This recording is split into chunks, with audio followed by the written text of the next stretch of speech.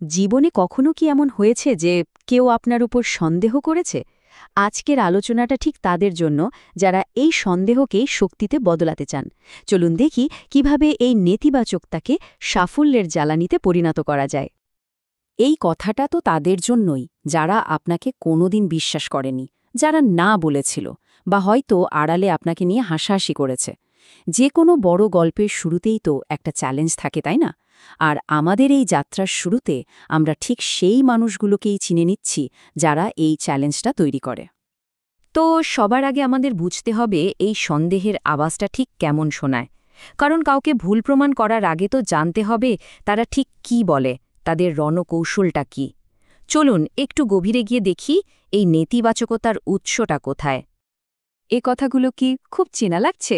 তোমাকে দিয়ে কিছু হবে না, সফল হওয়ার মতো বুদ্ধি তোমার নেই, বা তোমার তো কোনো যোগাযোগই নেই।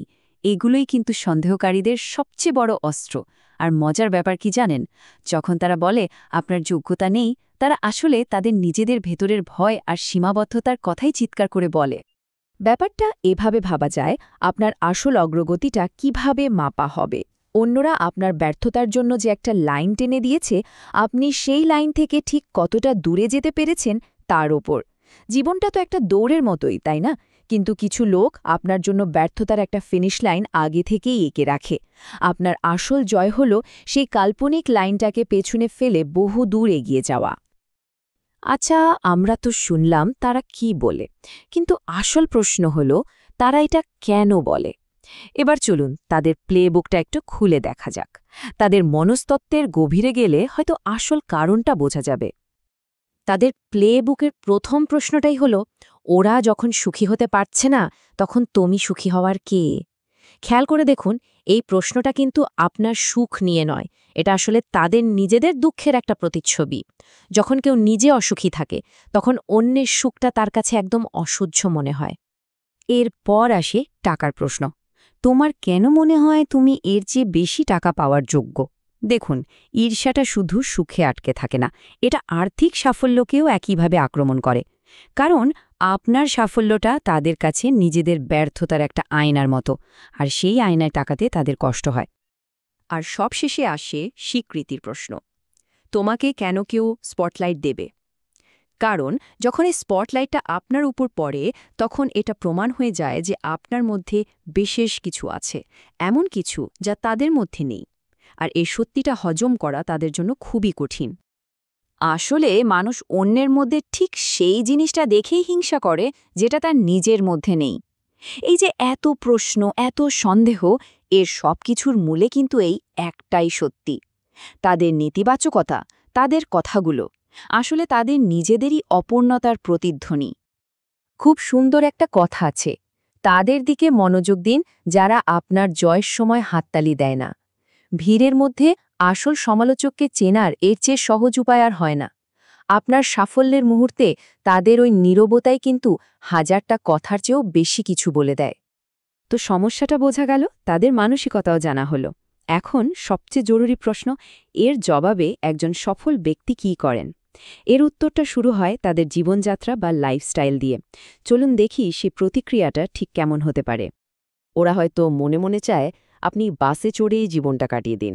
আর এর জবাবে আপনি কি করতে পারেন? নিজের স্বপ্নের গাড়িটা কিনে ফেলুন। দেখুন, এটা শুধু একটা গাড়ি কেনা নয়, এটা হলো তাদের তৈরি করা সীমাবদ্ধতার দেয়ালটা ভেঙে ফেলার একটা প্রতীক। ওদের ইচ্ছা আপনি যেন একই বিরক্তিকর জায়গায় আটকে থাকেন, আর আপনার কাজ হলো এমন একটা জায়গা খুঁজে বের করা যেখানে আপনার সম্ভাবনাগুলো সত্যি হতে পারে। এটা শুধু জায়গা বদলানো নয়, এটা নিজের দুনিয়াটাকে বড় করা, এমন কিছু করা যা তারা হয়তো কোনোদিন করার সাহসী পায়নি। ওরা চায় আপনাকে দেখতে যেন খুব দুর্দশাগ্রস্ত লাগে, অপরিচ্ছন্ন লাগে। আর এর জবাবে আপনি কি করেন?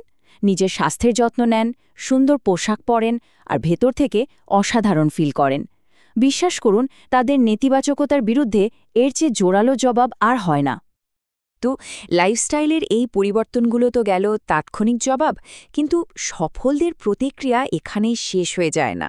তারা এর চেয়েও বড় কিছু করার দিকে এগোয়, এমন কিছু যা দীর্ঘস্থায়ী হয়। হ্যাঁ, একটা লেগেসি বা উত্তরাধিকার।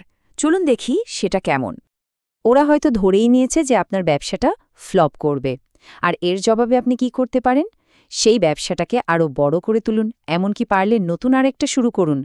কথার জবাব কথায় নয়, কাজে দেয়া হয়। আর অকাট্য সাফল্যই হল সেরা জবাব। আসলে সত্যিটা হলো, আপনি স্থানীয় মানসিকতার মানুষের কাছ থেকে বৈশ্বিক লক্ষ্যের গভীরতা বোঝার আশা করতে পারেন না। যাদের চিন্তাভাবনা একটা ছোট গণ্ডির মধ্যে আটকে আছে, তারা আপনার বড় স্বপ্নগুলোকে কিভাবে বুঝবে বলুন? তাদের সন্দেহটা তো ঠিক এখানেই জন্মায়। ওরা চায় আপনি আপনার প্যাশন বা স্বপ্নটা ছেড়ে দিন। আর আপনার কাজ হলো সেই প্যাশনকে আপনার লক্ষ্যের দিকে ছুটে যাওয়ার জন্য রকেট ফিউল হিসেবে ব্যবহার করা। নিজের স্বপ্নগুলোকে সত্যি করা, যেগুলো হয়তো তারা নিজেরাই অনেক আগে ভয়ে ছেড়ে দিয়েছিল, এটাই তাদের বিরুদ্ধে সবচেয়ে বড় বিজয়। তো এত কিছুর পর এই যুদ্ধে জেতার আসল মানেটা কি? এটা কিন্তু মোটেও সেটা নয় যা আমরা বেশিরভাগ সময় ভাবি। একটা কথা মনে রাখা খুব জরুরি, সবাই চায় আপনি ভালো করুন, কিন্তু তাদের চেয়ে ভালো নয়। এই একটা লাইনে কিন্তু একজন সত্যিকারের শুভাকাঙ্ক্ষী আর একজন গোপন সমালোচকের মধ্যে পার্থক্যটা পরিষ্কার করে দেয়। তারা আপনার ভালো চায়, কিন্তু ঠিক যতক্ষণ আপনি তাদের চেয়ে এক ধাপ পেছনে আছেন। তাহলে জেতা মানে কি?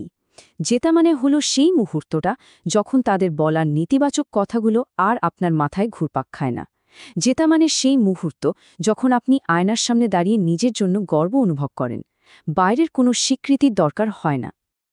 আর যখন এই সত্যিকারের জয়টা আসে, তখন ভেতর থেকে কিছু লক্ষণ স্পষ্ট হয়ে ওঠে। যেমন, আপনি আর তাদের কণ্ঠস্বর শুনতে পান না। আপনার জীবনটা এতটাই অসাধারণ হয়ে ওঠে যে আপনি তাদের জন্য মায়া অনুভব করেন। আপনি যা হয়ে উঠেছেন তা নিয়ে আপনি খুশি। আর সবচেয়ে বড় কথা, আপনার হৃদয়ে তাদের জন্য আর কোনো ঘৃণা অবশিষ্ট থাকে না। তো এই পুরো যাত্রা শেষে একটাই প্রশ্ন থেকে যায়, এরপর আপনি কাকে ভুল প্রমাণ করতে চলেছেন?